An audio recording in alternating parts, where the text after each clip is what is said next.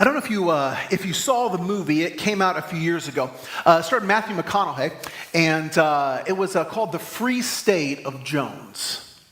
The whole storyline of the movie was about a county down in Mississippi.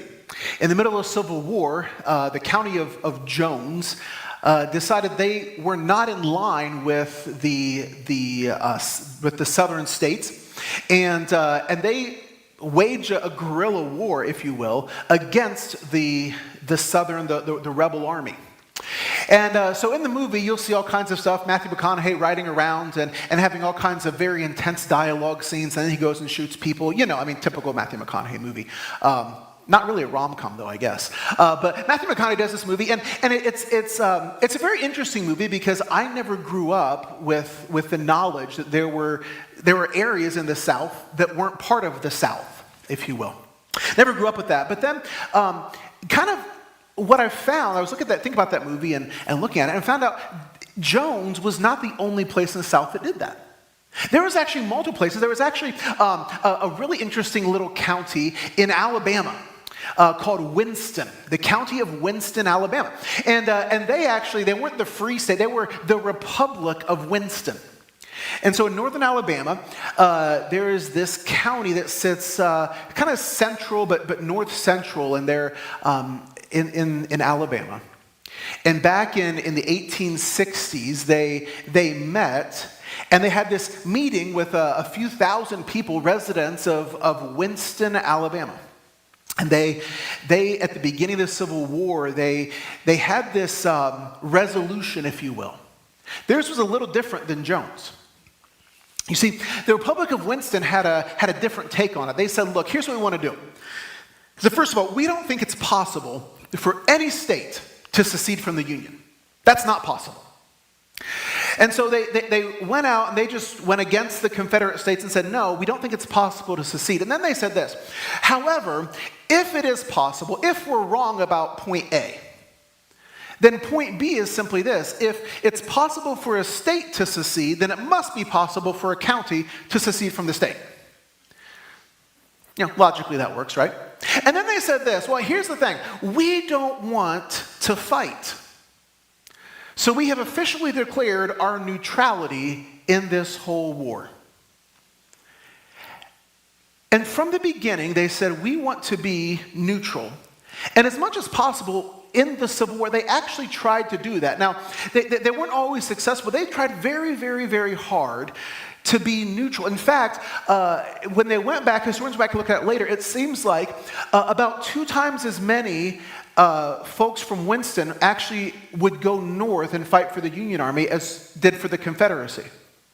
And they said it's up to each person's conscience. They aren't going to declare sides. They're going to try to be neutral. And in the middle of the Civil War, for those years, they still planted crops and still harvested crops. They still did the day-to-day stuff. They tried really hard to live life as normal. But they tried to be neutral and not to give in to one side or the other, and rather said, well, however your conscience dictates, that's what you should do. I was thinking about the Republic of Winston this past week. I was kind of mesmerized by them, to be honest with you, because certain things, certain little notes like that in history always intrigue me. And I found myself intrigued by this, and I was pondering it and thinking about it and wondering what would it have been like to live in Winston, Alabama in like 1863. Like, you were completely surrounded. They were not close to the border. They were not close to the border. They were kind of smack dab in the middle of the Confederacy. And they were there, and they were very clear, like, we're trying to be neutral in this. And they're trying so hard, and as they're trying to be neutral, as that's what they're trying to do, there were still like people that came in and tried to there were people that were killed for their attempt at neutrality. There were skirmishes and all kinds of stuff, and they're trying not to get involved, and they can't really just run across the border. It's not like they can pack up, and if you're in Winston, you can't just pack up and a short 5-minute walk across the border and everything's good. It's not that. They're stuck. They're in the middle. And there's a part of them, obviously, just the fact that so many more Winstonians, however you pronounce people from Winston, so many people from Winston actually fought for the North and the South. Like, you see this collective thing about, like, we aren't with the South. Like, we aren't with them. And yet, in the middle of that, they're trying really hard to be neutral because they're surrounded by people who think differently than they do. And yet they're trying to hold on to an ideal. They're trying to hold on to an ideal, to a vision, to an understanding of life that doesn't match the culture around them.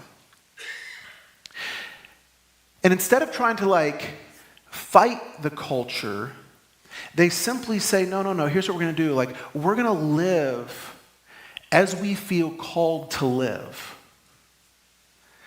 And you do you outside, but we're trying to live as we feel called to live. I don't know if that makes sense. There's a part of me sometimes that feels a little bit that way. And what I mean by that is I don't know that I've ever in my life felt like persecuted. I really haven't. I've had a pretty good life and feel pretty free to do what I feel I need to do. But there is there's a difference in how, as a Christian, I try to live my life versus how the culture around me tries to live. Does that make sense?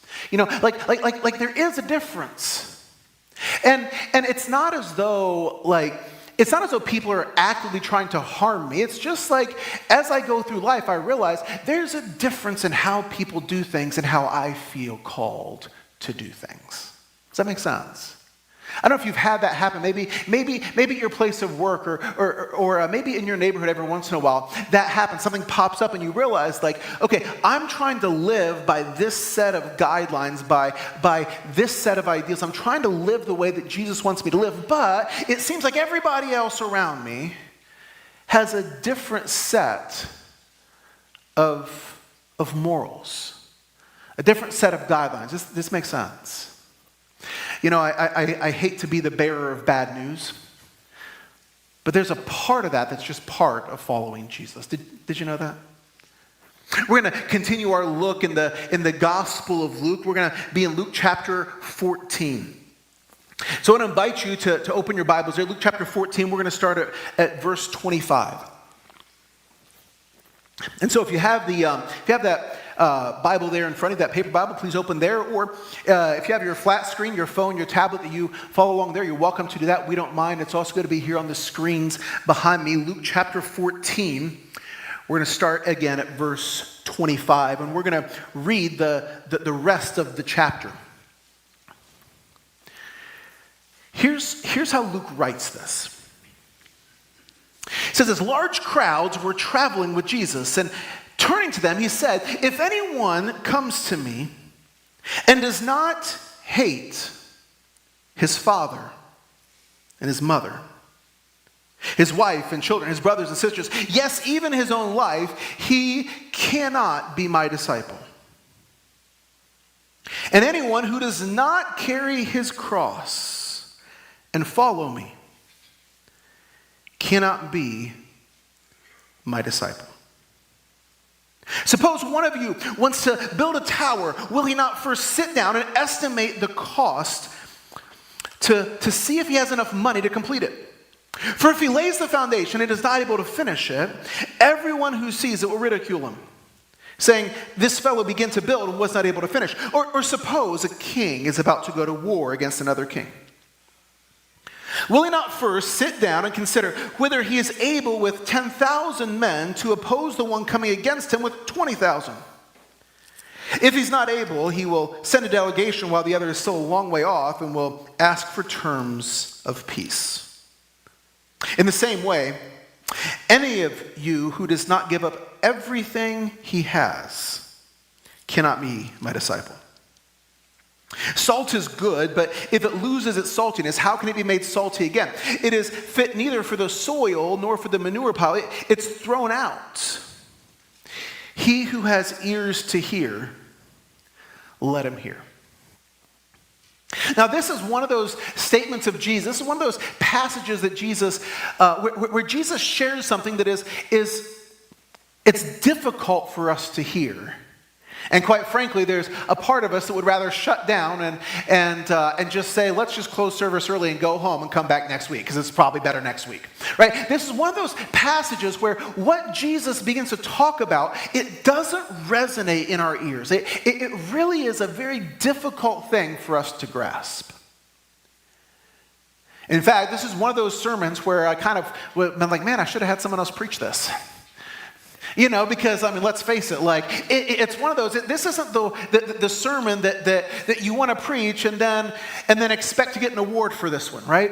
This is the one that, it hurts, and it's harsh, and it feels, really rough to, hear Jesus say this. Jesus looks at people and says, look, if you don't hate your parents, your family, your spouse, your kids, in fact, if you don't even, hate your own life, you can't follow me. Which is really like a gut punch. Especially when, at the beginning, Luke writes, large crowds are coming to Jesus, right? It's almost like Jesus is trying to thin the herd a little bit. It's like, there's too many people here. Let's get rid of some of them, right? It almost has that feeling to it of Jesus just going, look, I'm going to give you some hard truth right now, and some of you ain't going to be able to take it. And it's interesting when you look at this passage and you compare it to other parts of the Bible, it seems to there's some tension there. Like Jesus often talks about loving other people. Jesus often talks about being sacrificially loving others. If you remember, Jesus says the greatest commandment is to love God and to love other people. And so it seems so counterintuitive to have Jesus say, well, you gotta love your parents, but you better hate them. It just seems really counterintuitive, doesn't it? It seems like, wait, what's Jesus saying? And I want to offer to you that what happens in this passage, Jesus puts these really, really blunt two verses, verse 26 and 27. Jesus is very blunt. And then he spends some time kind of explaining the why. But he never backs off the bluntness. For a second, I just want to walk through the why portion of it really quickly. Here's what he says. He says, look, suppose you want to build a tower, right? Or for us, we might say, suppose you want to build an addition to your house. Wouldn't you take the time to actually sit down and figure out what it's going to cost you, maybe get an estimate or something like that, and make sure that when you start the project, you can complete it? He says the same thing when it comes to armies. Most of us don't have our own personal army, but if you do, you can understand this really well, right? If you only have 10,000 people fighting for you, wouldn't you make sure that you can defeat the 20,000 person army that's coming against you? If not, you're leading your people into a slaughter. What Jesus is saying is look, you have to be able to, and you have to understand what it's going to cost you before you begin a project. You have to understand what it's going to cost you before you begin to follow me, is what Jesus is saying.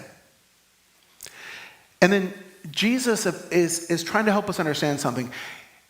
Jesus will never do a bait and switch with you. Did you know that? Jesus is very clear up front. If you want to follow Jesus, it will cost you everything. Now, for a second, let's take a minute to think about how these words, this verse 26 and 27, how they would feel to the people who first heard them. The people who first heard them would have been mostly Jewish, probably the majority Jewish, who were living in Palestine at that time. They were this little group of people, this little enclave of people who lived in the broader Greco-Roman world. And see, in the Greco-Roman world, loving one's family was not necessarily a high priority. If you were a man in the Greco-Roman world, you had the right to sell your children, to kill them. You had the right to treat your family as property. And so the Jewish world is a little different. In the Jewish world, there is more of an understanding of the importance of a strong family dynamic. In fact, the way that you're Jewish, most people, very few people convert to Judaism. Did you know that? Judaism is not like, you might find people that go and knock on doors and try to sometimes we have friends in this community who go knock on doors. Do you know Jesus is your personal Lord and Savior? And they wear black suits and black ties and white shirts, and maybe you've met some of these people before, right? And they're going to come and they're going to go door to door, right? That's not what good Jewish folks do. Like, being Jewish is like being born into it. It's a DNA thing. It's a part of, there are very few people that convert. Judaism is something you're born into. You're a Jew because your parents were Jewish and your grandparents were Jewish and all those kind of things, right? And your kids are going to be Jewish because you're Jewish. And that's kind of how it works. And so Jesus is going, look, this family dynamic thing, this identity, this deep identity that you have as Jews because it's part of your DNA, Jesus goes right after these folks and goes, hey, look, if you don't hate your parents, your spouse, your kids, if you're holding on to that, you can't follow me. Which would have just sounded so horrible and awful and odd to the people who first heard it. And what Jesus is clear, just because, again, you look at the other passage in Scripture and you understand, Jesus is not advocating a vindictive hatred of trying to harm other people. That's not what he's doing. Rather, what Jesus is indicating in this passage is the level where other things fall in importance. He's rather talking about the importance of something to you. Meaning, if you're going to put anything in life above Jesus, if you're going to put anything in life above God, you can't follow. The hatred Jesus is talking about is not, let's go find a dark alley and beat people senseless. That's not what Jesus is going for here. Rather, what Jesus is going for is the understanding that, look, you have to be willing to let go of everything to follow me. You have to be willing to lay down everything. In fact, Jesus goes so far as to say this. In fact, if you don't hate your own life, if you're not willing to lay down your own life, don't even start. Because what's going to happen is if you aren't willing to lay down your own life, what's going to happen is you're going to start following me. And just like the person who's building an addition on the house, you're going to get partway down the road and you're going to stop. And everyone's going to look at you and go, what happened? And you're like, well, I just couldn't finish the journey. And Jesus goes, we're never going to bait and switch you. I'm going to tell you up front, here's how it is. You have to be willing to pick up your own cross. And to think about for a second exactly what Jesus is saying. Jesus' cross was not the only cross that existed in the first century. The Romans were famous for it. The Romans would routinely crucify people. Every single person who heard Jesus' words that day would have seen a cross. Every single one of them would have known what it was like to be walking down the road, to look up and to see someone who had been nailed to a cross and left. It's almost as if Jesus is simply reminding them, look, that picture you've seen of everybody else up there, understand you have to be willing to go that far. When we think about this, remember, Jesus hasn't even been to the cross yet. He just knows us where the road leads. Because eventually, Jesus understands when you fight Rome, eventually, when you oppose the powers that be, it will cost you everything. And Jesus understands that. And Jesus looks at those around him and says, look, I know what this is going to cost me. It will cost me everything. And if you cannot give up everything, then just don't start. Which is really hard for us to hear. Because let's face it, we all live in a very real world. Because we all have people who are close to us. Because we all have people that we care about. We all have parents. Many of us have spouses and children. We all have a life, and most of us like our life. And there's this part of us that the same way people 2,000 years ago would have pushed back against us and go, but Jesus, are you sure? Can't I love my life more than I love you? Can't I love my kids more than I love you? Can't I love my family more than I love you? Can't that be okay? Can't we have an agreement on that? The same way that we push back is the same way people pushed back 2,000 years ago. And Jesus' resounding answer is, no. No. You can't. To follow Jesus is to be willing to give up everything.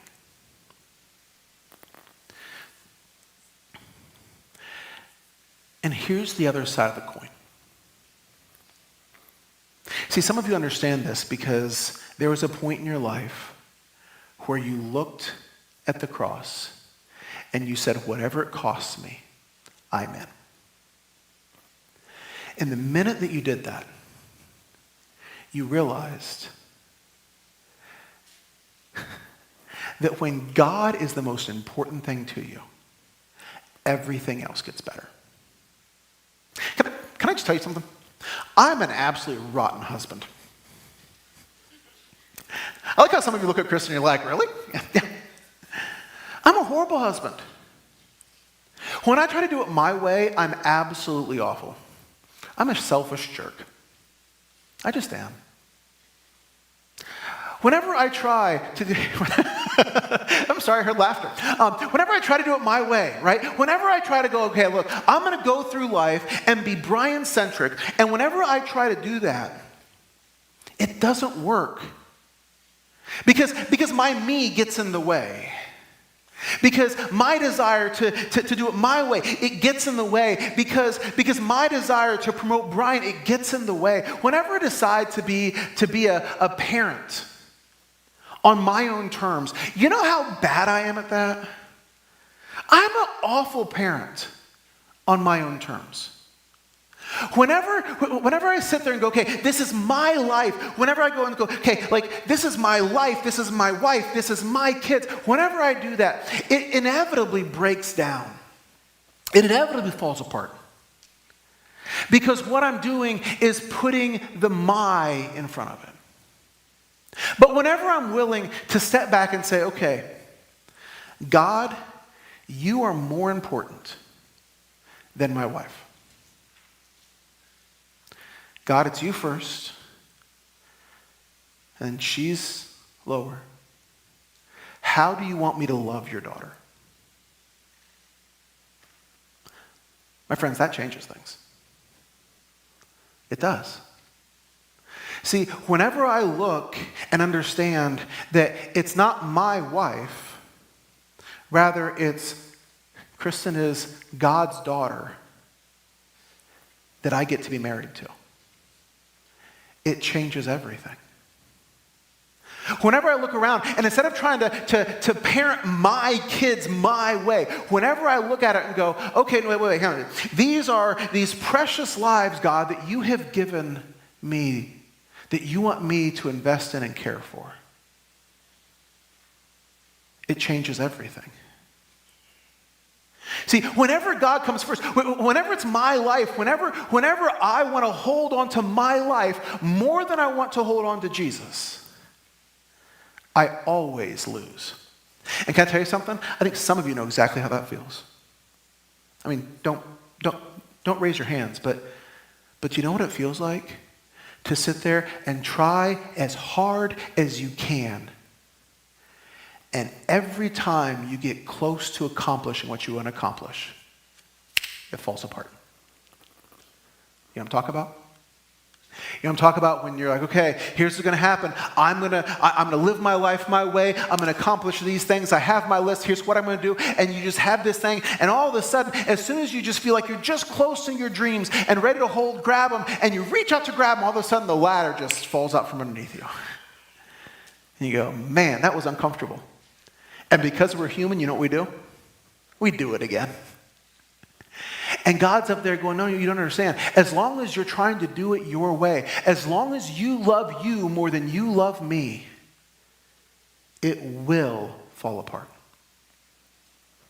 As long as you love your kids more than you love Jesus. I'm sorry, but I got to be honest. As long as you love your kids more than you love Jesus.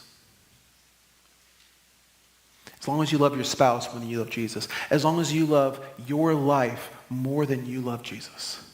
My friends, it will fall apart. It absolutely will. Jesus' words are this.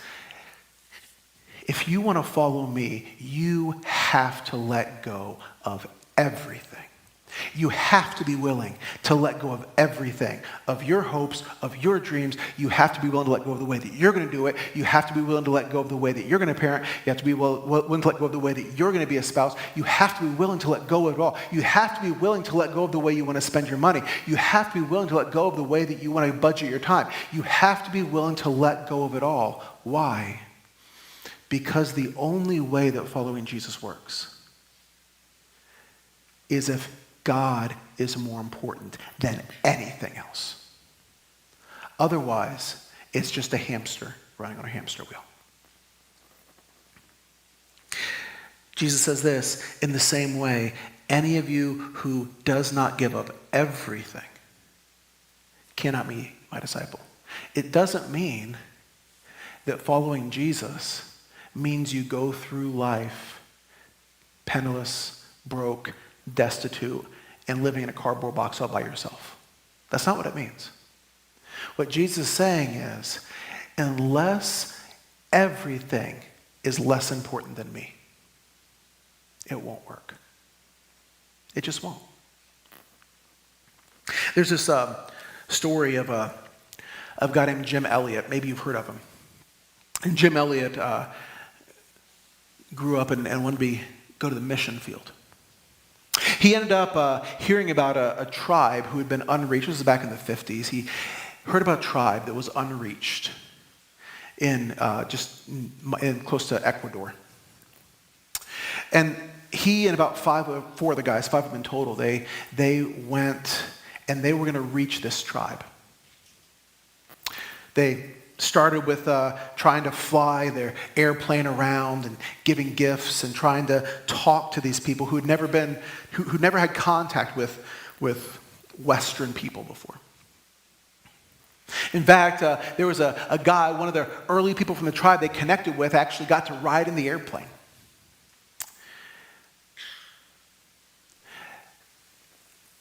Eventually, Jim Elliot and all 4 of those guys were killed by these tribesmen.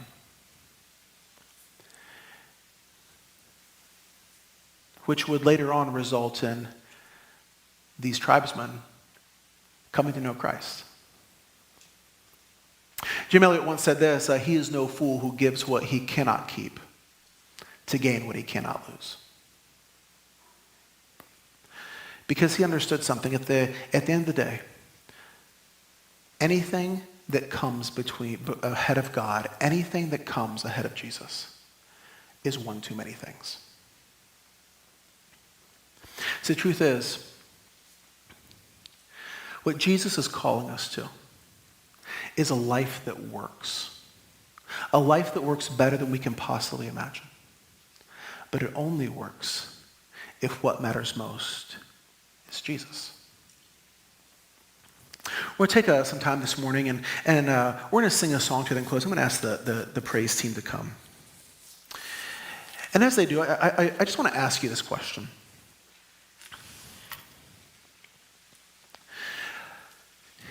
I just want to ask you to for a moment, to just think of your own life for a second. And to just be honest with yourself. The truth is, each and every one of us have the exact same call. Did you know that? Each and every one of us have the exact same call in life. And that call is to love Jesus more than anything else. And so this morning, if you were going to just take stock of your life and honestly take stock of your life, I want to ask you this morning is there anything that matters more than Jesus? Is there anything that matters more than Jesus? Just between you and God. Is there anything that matters more than Jesus? It may be a person. It may be a video game. Maybe your plans for the future. It may be your job.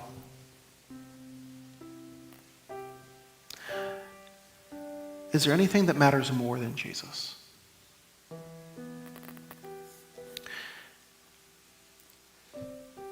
And as we sing together, I'm going to invite you to fix that.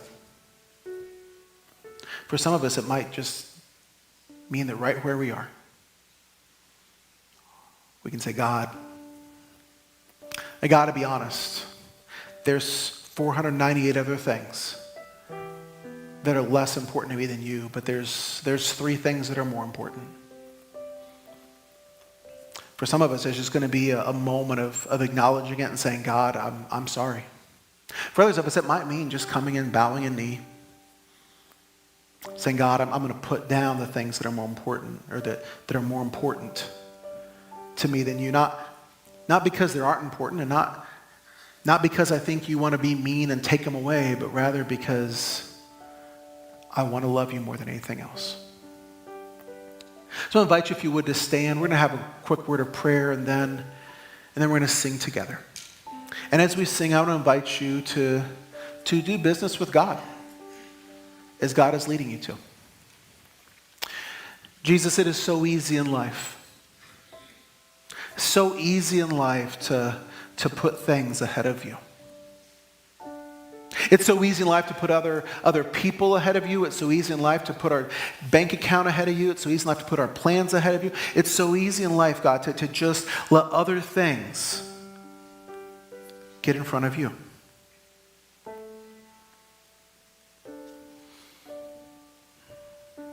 But God, would you help us to love you more than anything else? Would you help us to set aside the things that are more important than you, not because they're bad, but because you are what matters most. And God, this morning, as you look at our hearts as well, God, would you put your finger, put your thumb on the things that matter most in our lives, and would you help us to love you above all else? In Jesus' name I pray. Amen.